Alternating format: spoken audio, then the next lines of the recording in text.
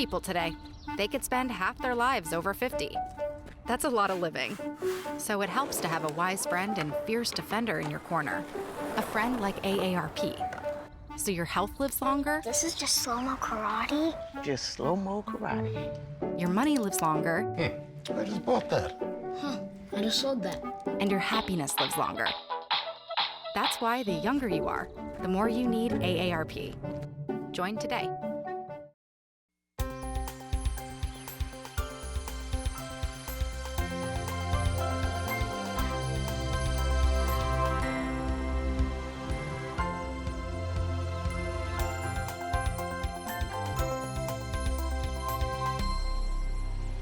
Hello, everyone. Welcome to the Seabird Resort this evening. Thank you so much for joining us. Welcome to SmallTalk Plein Air Painters Roundup SoCal edition. If you haven't had a moment, please take this chance to silence your cell phones. That would be much appreciated. I am your host, Katie Dolgov, Oceanside Museum of Art's Exhibitions Manager and one of the organizers of our 2021 Plein Air Festival. Thank you so much. I am here with our incredible featured artists, Mark Fellman, Danny Griego, Margaret Laurelum, and Shuang Li. Thank you so much. We are here as part of OMA's very first ever Plein Air Festival with artists coming from all over the country to paint throughout Oceanside in the open air, taking part in workshops and programs all week. We have had an amazing nonstop week. And I want to take a moment first to thank our sponsors, especially the title sponsor of this evening's program, AARP California, who's making this program and it's streaming this evening possible. And I would love to thank, thank you so much to AARP, our title sponsor. And I'd love to thank all of our sponsors and partners on this festival. There are so many, we could barely fit them on the screen, but these are the people and the organizations who have really come together to make this possible. Also, many, many thanks to the beautiful Seabird Resort for hosting us this evening, and of course, to KOCT Television for bringing this to you live in your homes. So these four featured artists, as I mentioned, they have been spearheading this festival with us since the very beginning. They've led workshops throughout this week. They have brought this festival to life. And not only that, they've been out there painting tirelessly all week with the other 240 participating artists. So tonight, we are here to hear from them. We're going to have a really fun discussion about what's current in plein air painting, their professional influences, their individual approaches, and we're going to hear their thoughts on the trends they see growing in the plein air community throughout Southern California.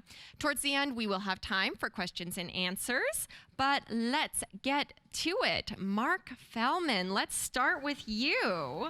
Tell us a little bit about yourself. Tell us how long you've been doing art. What got you into plein air painting? Well, actually, I was an architect for 32 years and loved being an architect. And then I started taking some painting classes in a gallery a couple doors down from where I was working, and it hooked me. And within about 3 years, I started painting full time and left architecture. And boy, it's been quite an experience. I've met so many great people. I go to great events like this, and it's fabulous. I really wanted to start a second career as an artist, and I paint full time and really enjoy it. Thank you so much, Mark. Danny, please tell us a little bit about yourself. Sure. My background mainly has been theater arts. I have a degree in scene design and scenic painting, and that eventually led to an interest in outdoor painting. I love painting architecture and the dilapidated scenes and ugly scenes of life that people pass by every day. But I've been painting plein air maybe since 2006-ish, and I've taken a lot of classes to get to where I'm at now, enjoy participating in these plein air events, and yeah, it's all fun. Love doing it. And we love having you. Thank you. Margaret, tell us about yourself. Hello, I'm Margaret Larlam, and this might be a little unusual, but I thought I'd give you like 4 images of my life, since I'm at such an advanced age, that, hello Rudy, that I would give you 4 pictures. The first one is some 60 years ago when I'm in South Africa on a farm and playing with some African playmates, and they made little clay oxen out of clay in the sloot at the bottom of the farm, and put thorns in the head of the oxen and left them to dry. And as a child, I was totally mesmerized and wide-eyed about their skill and the skill of fashioning, and sort of bewildered at how I couldn't do that. I had not the knowledge of that. And I think it began, I think in terms of where we begin, I was looking for these moments in my life where things suddenly just opened like a doorway, and why art would be so important. And that was one of the key things. Then I jumped to being a student at a university in a dark room, and again, it's in the 60s, where a professor is teaching us about the history of modern art with slides, in projectors on the wall, because there's no TV and fancy equipment. But we would all sit there, and then you would see Van Gogh, and then you would see surrealism, and then postmodernism, and the way it made me drunk with thirst to want to be an artist, and like, what can I do to do that? And so the rest of my life has been kind of finding out about that, taking classes where I can, and then finally, I think there's one of the images that I've lost now because it's gone out of my brain, but to cut it short, I landed up leaving South Africa and coming to America, and was able to paint freely, unlike in South Africa, where it's kind of dangerous as a woman to go and stand out somewhere in the bush and paint. You're just open to all sorts of problems coming, if you're on your own. And I've moved to San Diego, to the edge of Mission Trails, and I've been painting there for like 30 years. I've been painting the weeds, what I thought were weeds, and then gradually discovering that they're like the treasures, and they are like my own life, that they are the things that grow in harsh conditions, and out of that has come my opportunity to come to such a place as this. And I'm very, very extraordinarily humbled, and thank you for it. Thank you. Oh, thank you, Margaret. Okay. You're an artist by painting that picture with your words. Well, you'll have to forgive me. I was a theater professor, so I have to make up a whole play, and then it was too complicated to do the whole 70 years. So I thought, I'll get 3 bits. Shuang Li. Sorry. Fascinating. My poetry is complicated, but not as complicated as yours. I've started getting the professional training when I was 16, lucky me. Then at that time, camera was a luxury because I grew up in China, and at that time, I saw somebody has a camera, but it's a luxury item. So the only thing I know about painting, and the only thing I was trained was painting everything from life. Still life was painting eggs and apples and such. And then landscape, of course, is open doors. It's in the open air, and that's the only thing I knew, and that's the only thing I learned how to paint. I benefited that without knowing it. Then I went to college. I was trained as a graphic designer, but the foundation courses were all about paintings. I knew I wanted to be a painter, but you know when you wanted to be a painter, what your parents will tell you, right? Yeah, so one of my parents said no. Okay, so I earned my degree, so I knew how to make a living, and then they were pretty happy. But afterwards, after many years, I've never given up my painting. I just keep doing it. I did oil and then acrylic and any other mediums I can have my hands on.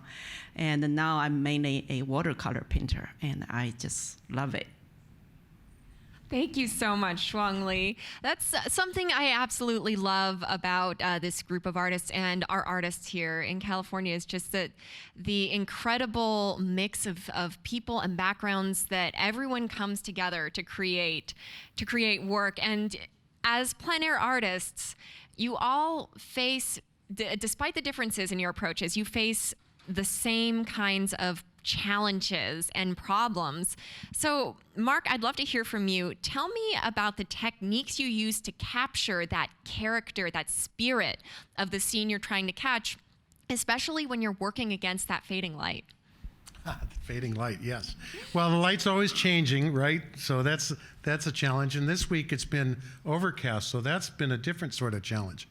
But, I think about it a lot like reality TV. If you're trying to create a reality TV show, you find a story, which is the scene that attracts you in the beginning.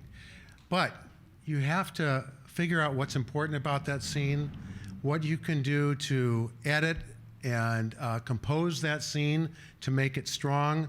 You have to decide what character, what element you want to emphasize to make it a good painting. And so I really try to find something to work with and then allow myself to craft it into a painting that has a strong composition, strong values, strong color, and something that's going to really catch the eye of someone who is considering buying it, putting it on their wall for a long time. Because when collectors choose your painting to add to their home or their restaurant or their hotel like this, it's a big decision because it's going to be with them for a long time. So I want to paint something that expresses the spirit of the scene and also is attractive to live with on a daily basis. Yes, I really like that, that you brought that up. And then Danny, right next to you, what was the specific words you used? The ugly scenes? So you're painting something completely different.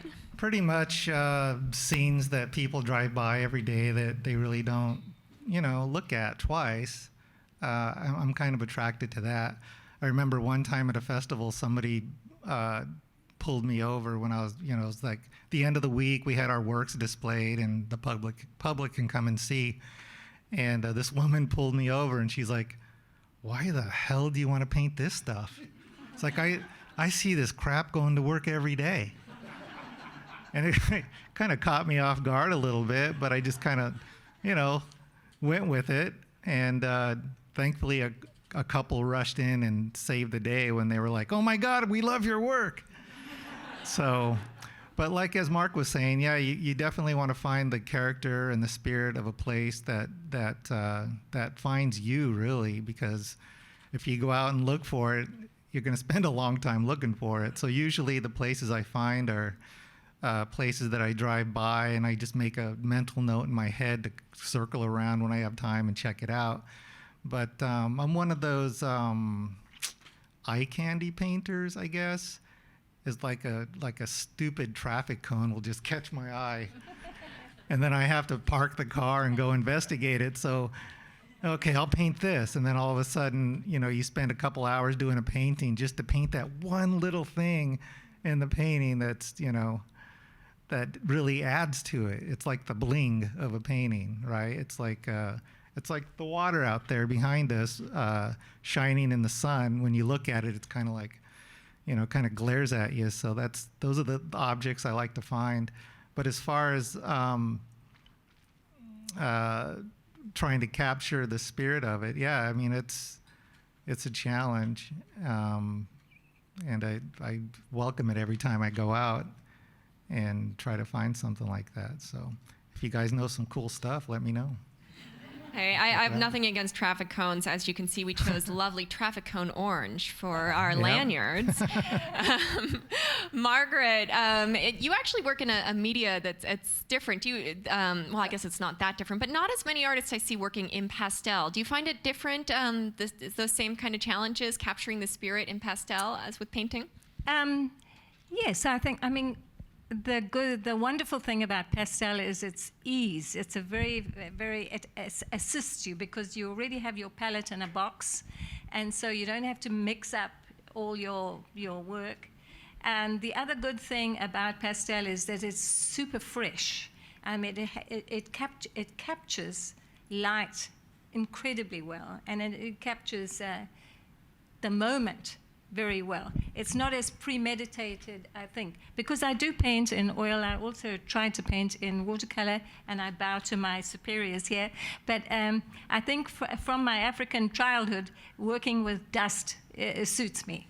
So it's a kind of an interesting thing. But to tack onto what they said too about light and seeing how light transforms something which is really banal or pedestrian, and in my case, looking at the light shining through dried weeds and brush in the canyon, and seeing the luminousness and how all the tiny little fragile little features of the plant are thrown into real exaggeration. Really excites me a lot. And I look a lot into the light, because then you can see the shape of the thing that you're looking at. And I wonder if my fellow painters do the same. Is that a favorite choice of yours, or Silhouettes. Silhouettes. Great silhouettes. Yeah. Absolutely. Yeah, Shuangli, tell us a little bit. Now, you use watercolor. You're the only watercolorist we have on the panel today. So how do you use watercolor to capture that kind of essence? Well, I think there are two steps. So one, to me, is if I face any scene, I have to be moved by that scene first. So I'm thinking, if I'm moved, if I appreciate the beauty inside that scene, some of my collectors or some of my artist friends would probably feel the same. So I needed to be moved first. But it doesn't really like something that must be obvious. In this case, I'm more like Danny. Ordinary life object, scenes, if there are visual elements there that's interesting, that will move me. So I will try to capture that. Once in that stage, I can close my eyes and I can see that painting form inside of me. That's where I'm ready to put on the paper. A watercolor, the advantage of a watercolor is that you can paint super fast. Of course, it can be super difficult, but that's a different story.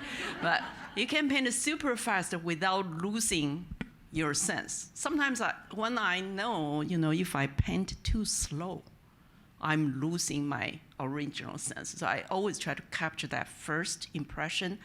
That's why the impressionism is all about. So I try to capture that, then I'll try to quickly transfer that onto my work. That's pretty much my process.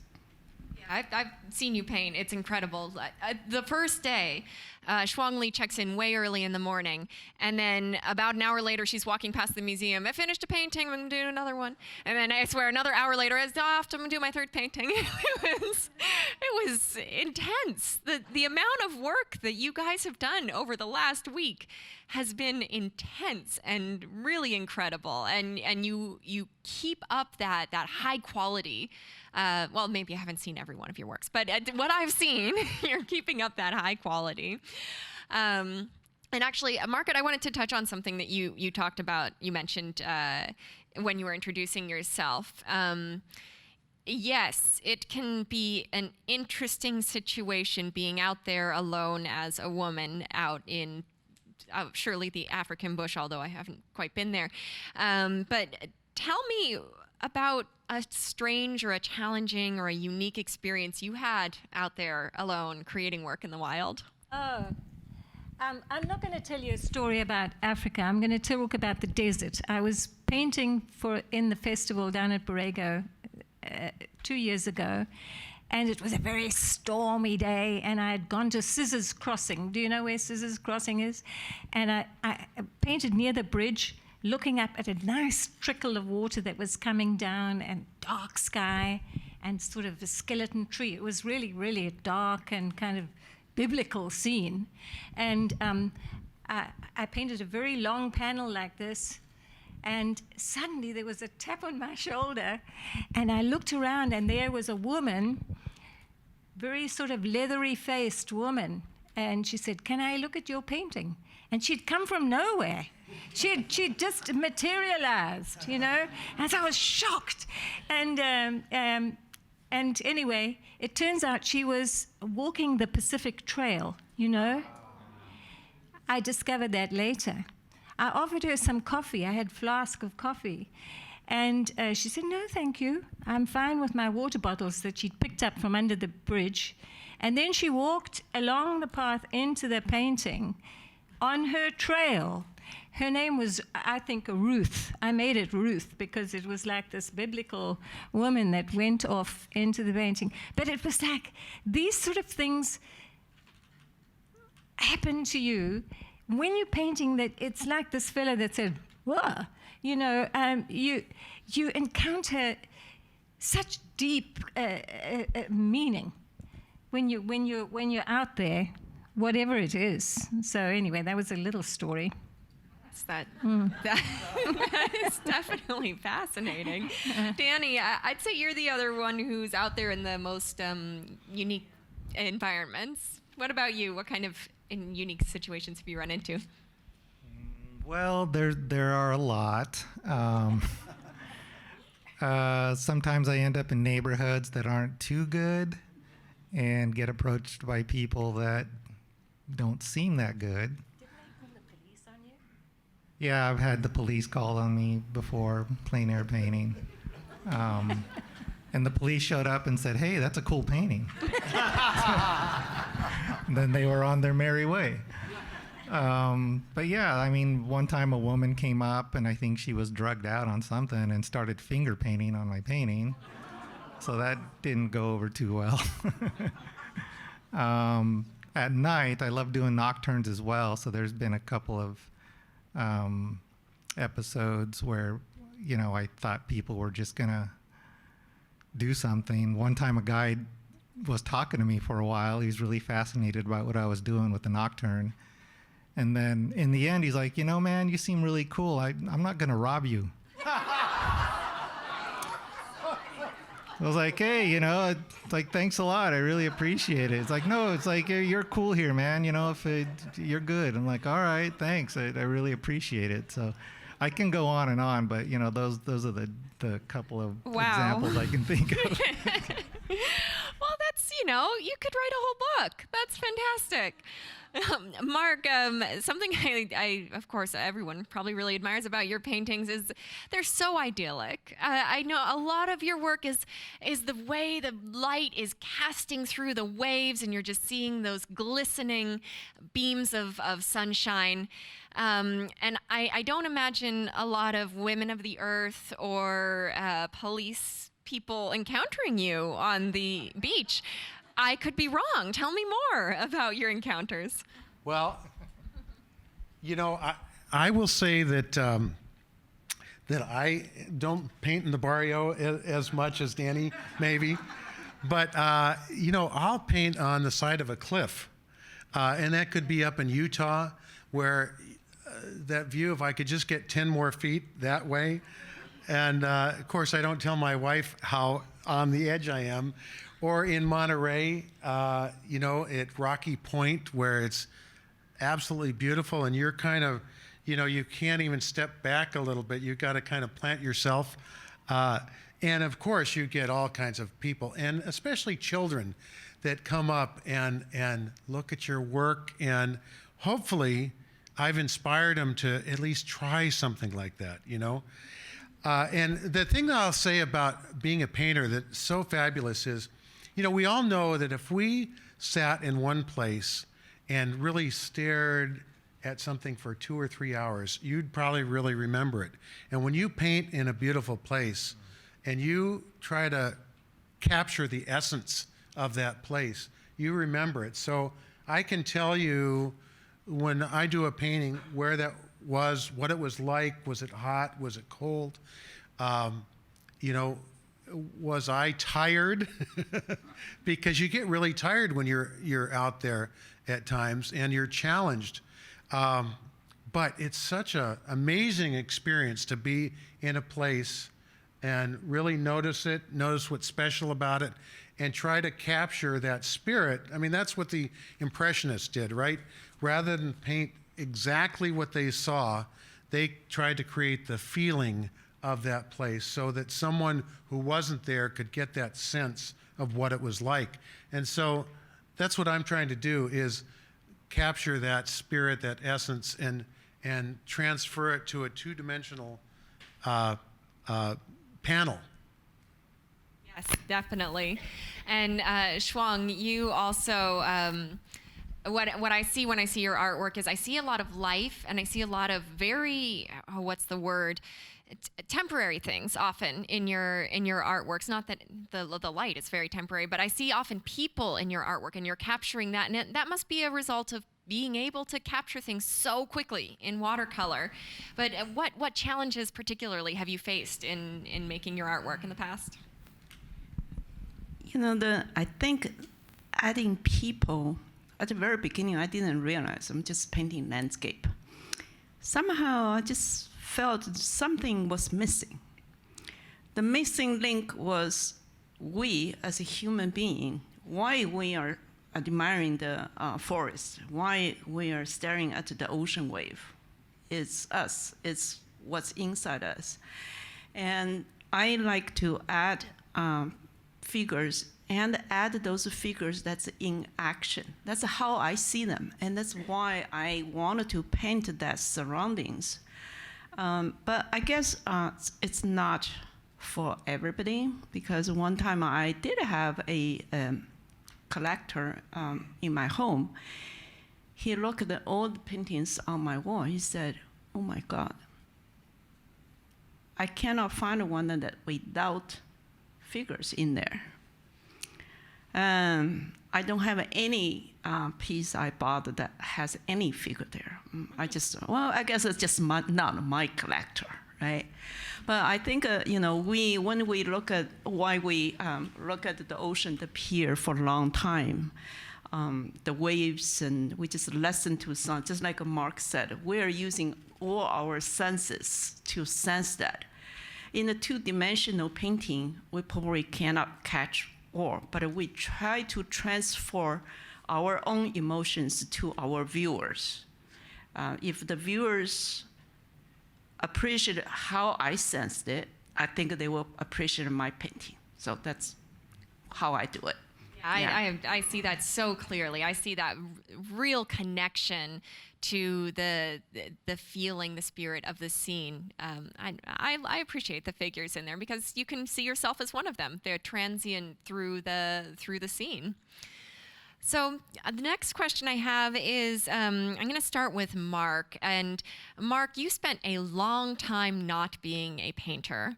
And so what advice would you have for anyone young or old? We have some, I think the youngest person we have registered for this festival is 8 or 9 years old, and she is submitting artwork tomorrow. But anyone can get into art at any time. So what would you have for anyone starting out? Well, I have been painting now for about 16, 17 years, full time. And I sought out 2 or 3 artists that were kind of my mentors when I was really getting going, and I still have a strong connection with those people. And you know, I just spent a lot of time with them, and then I really tried to get back and utilize what I was taught. I just think that's so important, is to take the things that you learned, kind of break them down, crystallize them, and then just do the work. You know, this is a really hard profession, right? I mean, if I knew how hard it was to paint and to capture what we do, I may not have done it, but it's really hard, and it takes a lot of concerted effort. And it also takes not just painting, but looking at other art, going to museums and exhibitions, getting to know other artists, really immersing yourself in the artist world. And, you know, taking photographs. I mean, think about when I go out, I take a lot of photographs, and I really think about the composition and cropping photographs and all those sorts of things. So I'm doing things on a daily basis that make me a better painter, I believe. You can certainly do it as a hobby, but if you really want to be a good painter, search out good people to teach you the basics. And there's so many opportunities now with online learning and videos and, you know, YouTube. You really can access good information and go to shows. There's all kinds of events like this and exhibitions all over the place. I mean, we're in the heartland of it. Right. So if you want to really learn how to paint, you're in a good place. That's awesome. That's really, really good to hear that we are in the right place for this. Danny, you do a fair amount of teaching, is that right? Yeah, I do once a quarter at UCSD, where I work in the theater and dance department.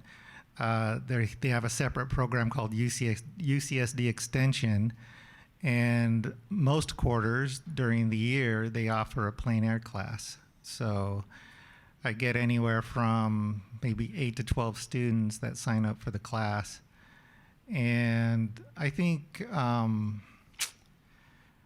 consistently, the one thing that I see that's kind of a downfall with a student is that they give up too easily, because it's like Mark was saying. I mean, it's not an easy endeavor to set up your gear in front of something that inspires you and try to get something down that you're feeling with, right? So I mean, it's pretty tough, and you don't have a lot of time.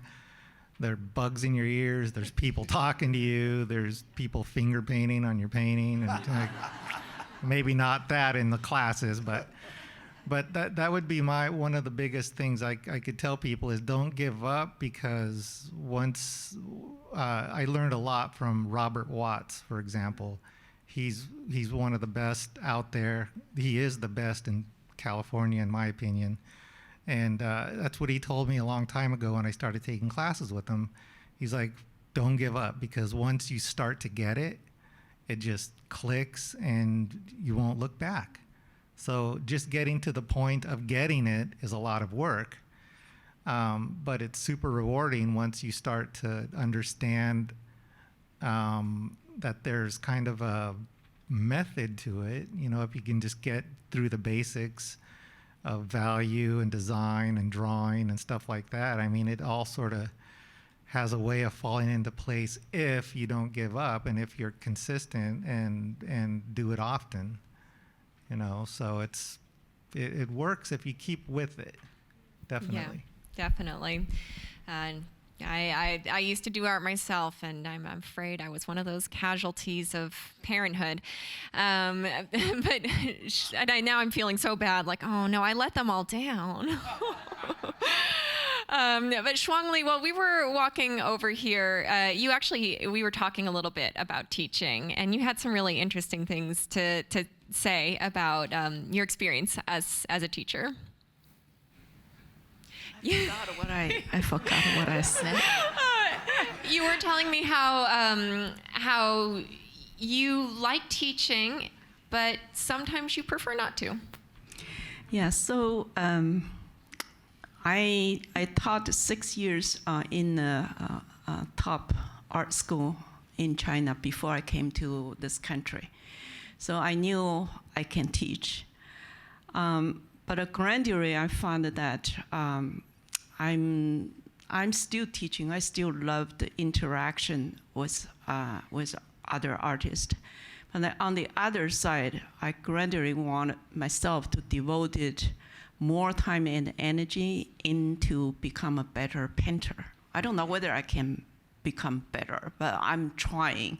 Still have the passion and still try to improve myself, and just tiny little bit each day. And sometimes it goes backwards. But when I do the teaching, in the Chinese old culture, here is the saying. Say, if you want to teach somebody, then at first you need to have 1 bucket of water in order to give somebody 1 cup. Okay, so you need that deep knowledge. But when you teach, you're just giving out. So I felt that when I was giving a lot more to others, I'm not improving myself. So I'm looking at my bucket, and my bucket is going down, down, down. That's no good. So right now, my goal is to be a good painter that sometimes teaches, but I don't want to be a teacher that sometimes paints. So that's my goal. That is wise. Yes, focus and improve on yourself. Yeah. And now, Margaret, from those very young days when you could not conceive of creating oxen in clay, you've come a long way. You can create something out of nothing. So what advice would you have for a learner? Advice for a learner, I bow to what has already been said, is that in a sense you have to apprentice yourself, or if you do apprentice yourself to a painter, as they did in the Renaissance time, that's a really incredible way to learn. It's not really breaking down, but it's just being with an artist that allows you to borrow from them. Because it's a very generous thing. An artist is a generous thing because it's a conduit. Really, it's the world that teaches the artist. It's not the artist that teaches the students. It's the world. It's standing there as a plein air painter, standing here. Everything that you learn about art is already here, and you just have to try and get the brain to receive it. And getting the brain is, preparing the brain is what we're talking about as techniques that art school gives you. It's like opening your mind, seeing. So the question was how to give a. Students, but that's okay. Yeah, no. It is really to paint. It's paint more on your own all the time, all your life, and that's when you'll get there. That's right. That's when the world is influencing and entering you and your experience. Right. I know that sounds very sort of lofty, but that's what these people are. They are shamans. They've taken on the world, and they've taken on painting in the core of their existences. And that's when you meet one, you're like, it takes one to know one, So that's the advice you get. It's like, if you've got the calling, go for it. Perfect. Yeah. Yes, I agree. All right, we're getting close. Oh, yeah, Danny? Yeah, of course. Can I add something to what Mark said earlier? I think he hit it right on the money when he said that you have like 2 or 3 people that you studied from and spent a lot of time with. Because one thing I see a lot in the class that I teach is that people come through and they have studied with 24 other people, right?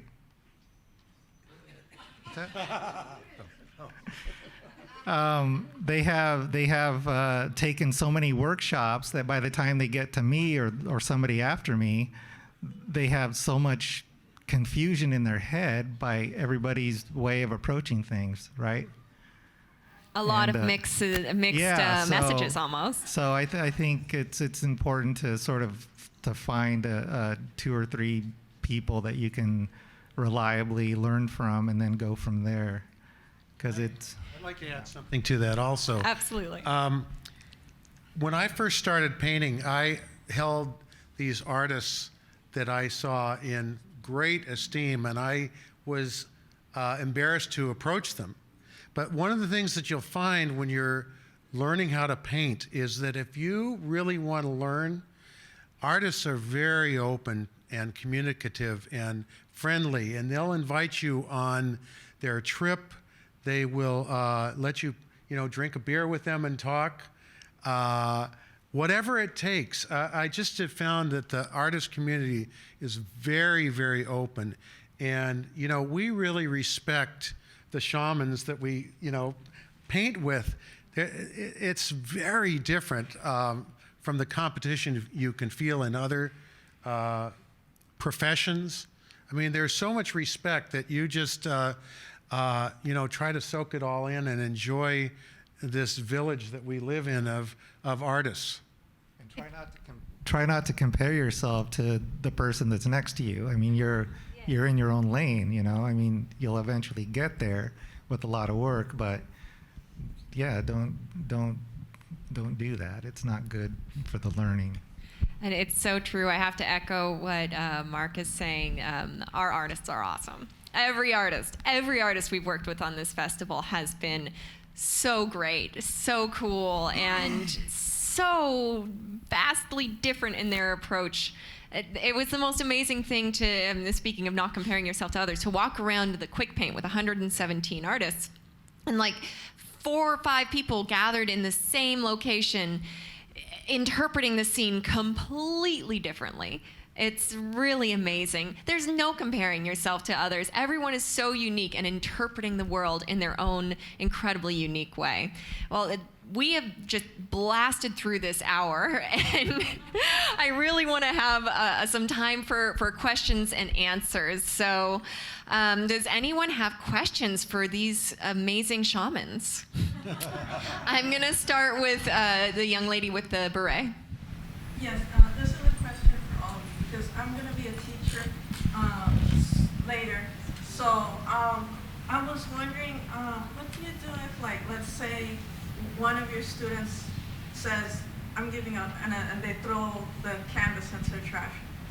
Because I've had teachers, when I go, and they're like, they go, and then whoa, they throw it into the trash. And I'm like, okay, how do you deal with that? The teachers throw the... No, the students. The students. The students. You say, whoa, you answer that. You're the teacher. I'm in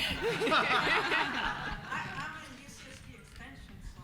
Well, I would like to answer that. I think that's an artistic statement. Throwing it into the trash. And you would advise that person to go to the theater department.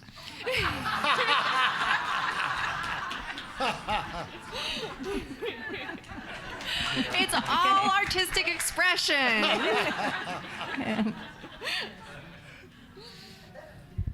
No, not to be facetious, but it is when you do acknowledge people's, when they do find a huge obstacle, the thing you have to do is find the humanity of that person one-on-one, is my belief. So then you would have to go with that person and really figure out what that gesture meant, Could be unrelated. Could Yeah. be unrelated Yeah. to... Usually is. Yeah. Yeah, it's very true. Just like anything, talk them through.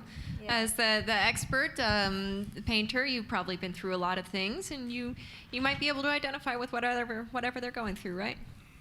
Have you thrown anything in the trash? I want to know. Oh, I want to throw it in the trash all the time. Me too. Yeah? Yeah. I mean, that's part of it. It's very frustrating when you're doing a painting, because a good painting, I think, doesn't really come to life until the end. It doesn't look good in the beginning. And you have to have a strong ego to keep pushing and and figure out what does it need to come to life. And it's tough on your ego. From the other perspective, I think, like Mark said, this is not a easy profession. As any profession, there is always somebody that gives up. Okay, but if somebody has a passion inside, if the student has a passion inside, nothing can stop him or her to go forward, even like 20 years later or 30 years later. So that's, I think we cannot ask everybody to be a painter or everybody to be, in other like top scientist or musician. But so just, we all have to listen to our own inside instinct. Wonderful answers. Next question. Well, he'll bring the mic over to you. So I have this friend, right? And I would liken it to she or I play piano and classical and trying to move to jazz, like it's stifling right hard because you're pedantic in reading music. You have to stand up, lady. Okay. And with, like you, I was a graphic designer for 25 years, and moving to more painting world, I feel a need, or she feels a need, to find that perfect image, prepare it on the computer, scale it, do all this work around preparing to do art, and it just holds her back.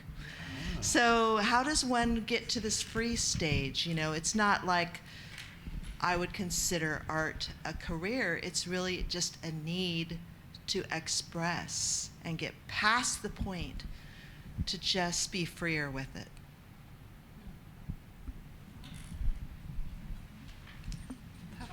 Okay, tough question. I think, freedom is not free, right? We all know that. So work on yourself.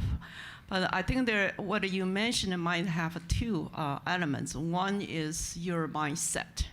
You work on computer to make your painting perfect, or try to do that. Some people do that. But my own philosophy is I like to have my painting painted with my hand and the brush.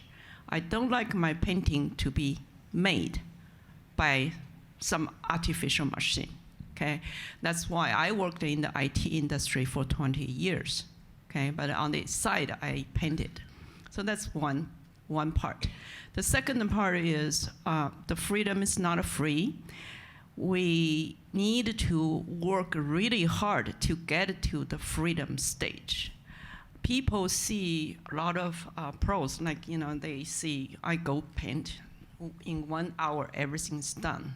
But they don't really know how many hours I have spent in my life to do the boring drawings or boring sketchings, everything, and trash those 1,000 pieces, probably. So that's the price we pay because we want to gain to the stage that we can have a freedom to some degree. But I have to say, as an artist today, I don't think I have complete freedom. I will never, ever have complete freedom. Yeah. I took a great class one time with Kim English, who is a fabulous figurative artist, figures in the environment, I should say. And we did 5-minute paintings. And we had a couple of models posed for us, and we did a 5-minute painting, and we rubbed it off. And we did another 5-minute painting, and after the first day, we were exhausted, but we got 10 minutes the next day. And we worked our way up to a half an hour, and by the time we got to a half an hour, we thought that was like so much time. But what it allows you to do is to really look, really take it in, and then act. And so maybe you just need this person needs a time frame to work within. You got too much time. You know, what is your first impression? What can you do? What's most important about it that you can express in a couple of strokes?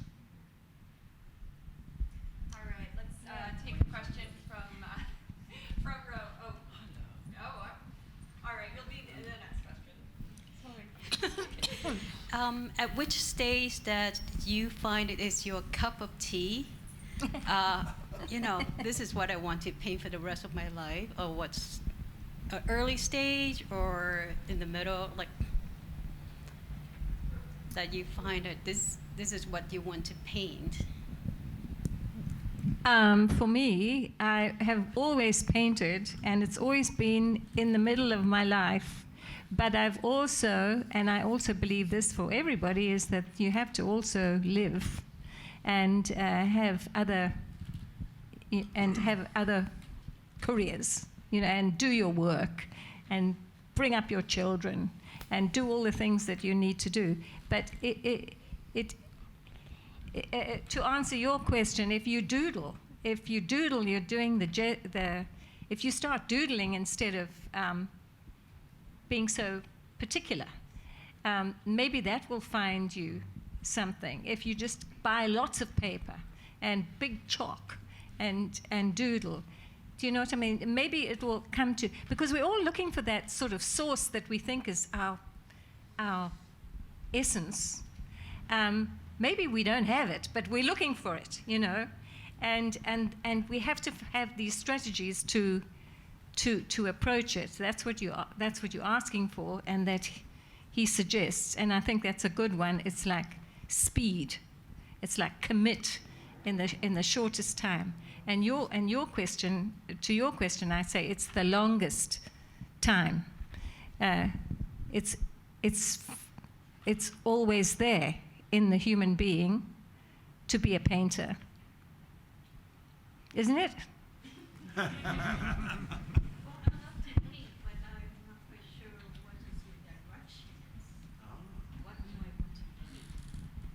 I think, here's my opinion.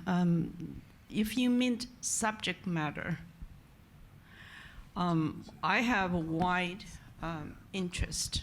That's the risk-taking part, because you could say, okay, I'm pretty good at painting a chair.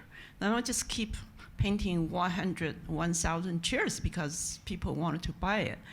I think one time Picasso said, if you already know what you're going to do and you know the exact result that you're going to produce, what's the point of doing it? So I usually don't, but I do focus on one type of subject matter until I'm at 80%. I think I'm okay with myself. Then I will look for different ones. But as an artist, our whole life, we are looking for something unique, some subject matter that nobody ever painted. But I have to say it's pretty hard. And you have to find your own style, find your own language, find your own vision. That's our lifelong mission, I would say. All right, we have time for one more question, so we're going to go to the front row here.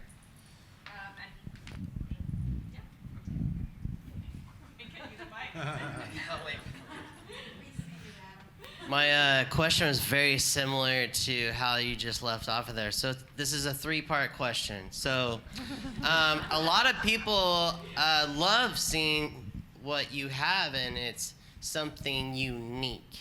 Each one of you produce work that's very unique. And what is that unique subject matter that you enjoy?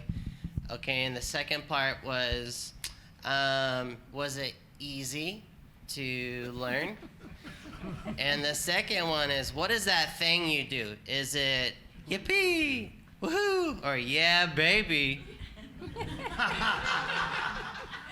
let's start with you. Yeah, try to answer that.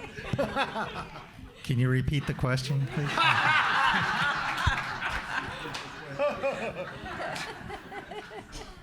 Well, I don't know. I guess personally speaking for me, I mean, when I first started studying art, seriously, I mean, I was a portrait and figure guy, right? I just go in and learn the art of charcoal and portrait painting and figure painting and stuff like that. Until one trip to New Mexico, and I entered that gallery I forget the name of and saw these incredible plein air paintings. I was like, what is this?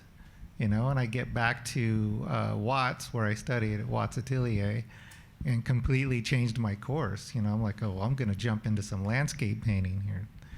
And it was, I guess, boiled down to the inspiration of seeing how somebody could see the world in that way, right? The way that they portrayed on that panel. And it just took a deep dive. I was like, I gotta go there. I gotta see what that's about. And haven't looked back, you know? I mean, it still grabs me anywhere I go. I mean, it's crazy to say, but even during, like, I'll be doing something during the day, and all of a sudden some painting will just pop in my head, or some way I could lay a stroke down on canvas, or how can I get that one color to vibrate next to the, I mean, it's just all these crazy things that come through your head at crazy times of the day. Wake up in the middle of the night and you're thinking about the painting that you just worked on.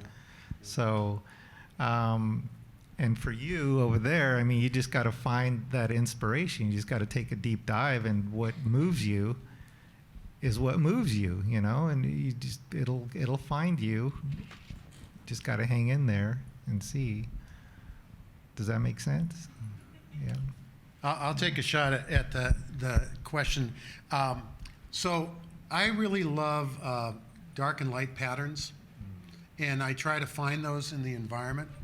And I thought about when I was approaching the thinking about painting this week, I had lots of preconceived ideas, but I was shocked sometimes when I would be looking at something that was what I thought was going to be great, and then I turned around and there was some kind of light pattern.